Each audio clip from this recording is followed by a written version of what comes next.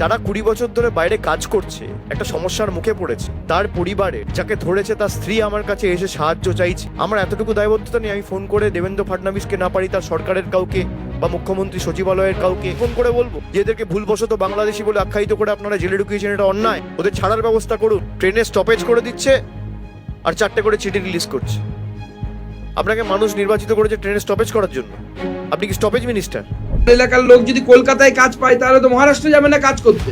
আজকে অভিষেক বন্দ্যোপাধ্যায় আমার জেলায় পদার্পণ করার আগেই আমি তার স্ত্রীর, যে ব্যক্তিকে নিয়ে অভিষেক বন্দ্যোপাধ্যায় নোংরা রাজনীতি করছে, 2 লাখ টাকা দিয়েছেন, আমার কাছে খবর আছে, এবং চাকরি দেওয়ার প্রতিশ্রুতি দিয়েছে, দিয়ে তাদেরকে দিয়ে বলাচ্ছে আমরা সুকান্ত মজুমদারের কাছে গেছিলাম, আমাদেরকে কোনো সাহায্য করা হয়নি। আজকে তার আসল সত্য আমি ভিডিও সহ প্রকাশ করে দিই। সেই ব্যক্তির স্ত্রী সাংবাদিক বা কারো প্রশ্নের উত্তরে বলছে হ্যাঁ আমরা সুকান্ত মজুমদারের কাছে গেছিলাম। অভিষেক ব্যানার্জি বলেছিলেন সুকান্ত মজুমদারের পা ধরে নাকি কান্নাকাটি করেছিল, তাও সুকান্ত মজুমদার নাকি কাউকে ফোন করে, অথচ সেই মহিলা ক্যামেরার সামনে বলছে যে না আমরা সুকান্ত মজুমদারের কাছে গেছিলাম, সুকান্ত মজুমদার সঙ্গে সঙ্গে একজনকে ফোন করেছিলেন, হিন্দিতে কথা বলছিলেন, আমি হিন্দি বুঝি না সেই জন্য আমি জানি না কি বলেছিলেন, কিন্তু উনি ফোনে কথা বলেছেন।